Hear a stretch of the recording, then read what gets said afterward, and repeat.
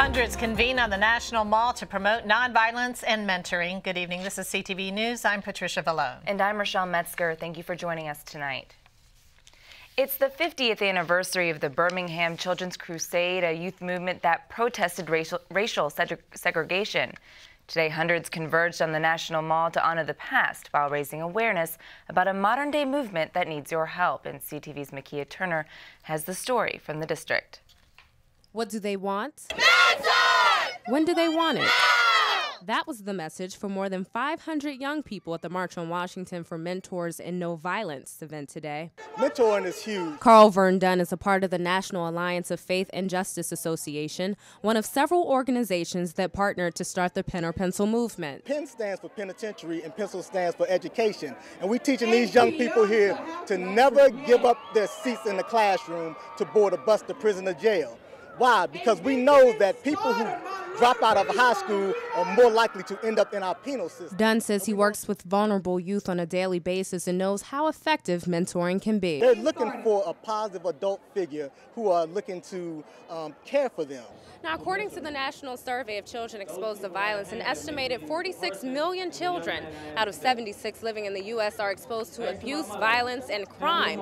Now, organizers of today's event hope to reduce that number by recruiting more mentors. Mentorship is critical. It's vital for young people to see someone else modeling the behavior that we want them to produce in society. Sam Tarber of Maple Springs Baptist Church partnered with the Kiamsha Youth Empowerment Program to help solve what he says is another big issue: violence. We want to ensure that young people have mentors and that they can live a life that violence does not dictate what they can and cannot do. We need help because sometimes we need a one-on-one help with teachers. Like 12-year-old Terrell Talbert, Christopher Marsh says mentoring really makes a difference, and he hopes others will get involved. Potential is limitless. You know, the things we can do are amazing. So I feel like we can reach out to people and just whatever you can do, do it. From the district, I'm Makia Turner, CTV News. For more information on the Pen or Pencil movement and the mentor training process, you can log on to nafj.org. A fire this morning in Mount Rainier leaves one family displaced. The incident happened just before 10 a.m. in the 4200 block of 28th Street and was extinguished in about 15 minutes. No one at the home was injured, but one of the firefighters who responded to the scene was treated for a minor asthma incident.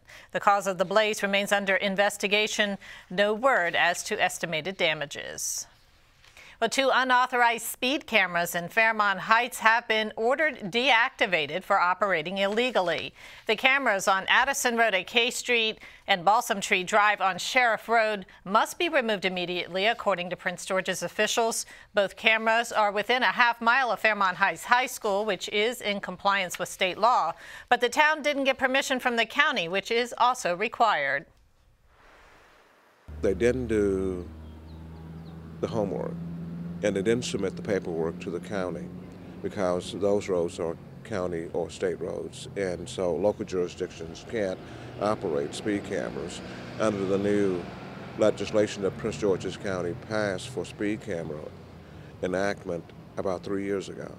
Secondly, they didn't do due diligence to the motoring public. In other words, what we're talking about is there are no signs warning people that's a school zone. Number 2, there are no signs saying that's photo enforced. And it's just really irregular. Fairmount Heights says it's turned off the cameras, but as of this morning, they're still in place. The vendor, Breckford Corporation, is the same contractor that was recently hired by Baltimore City to implement its speed cameras. Since then, the city has had to temporarily suspend the program to address erroneous tickets given out to motorists. There have been 3 serious motorcycle accidents in the area this week. The latest has claimed the lives of 2 riders. Maryland State Police say it happened Thursday evening near the intersection of Route 301 and Shortcut Road. The motorcycles and a minivan crashed. The driver of the van was rushed to the hospital. Both motorcyclists died on the scene. The cause of the crash and the names of the victims have not been released. Authorities in Montgomery County are investigating a sexual assault that happened in broad daylight Thursday near the Four Corners area of Silver Spring. Police say around 2:30 p.m. a 21-year-old female postal employee went for a walk on her lunch break in the 10,000 block of Rogart Road. The victim tells investigators that she was approached by the suspect, who started talking to her. He then produced a knife, forced her into a yard, and raped her. Nancy Tucker, who lives nearby, thinks she may have seen the man and gave a description to police. She is describing the suspect as an African-American male, about 35 years old, 5 foot 6 inches tall, with a medium build. He may have broken or missing teeth. He walked out from between these two houses. I was sitting on my front step talking on the telephone, and it seemed unusual because there's no access to a street from behind this house, and he wasn't a person associated with this house. It's a very close-knit neighborhood. We know everybody. The investigation is ongoing. Detectives are working on a suspect sketch, which they hope to circulate around the community by early next week. Anyone with information is asked to call Montgomery County Police. Death penalty supporters are firing back just one day after Governor Martin O'Malley signed a bill repealing capital punishment in the state. They've launched a petition drive to give voters the opportunity to overturn the new law.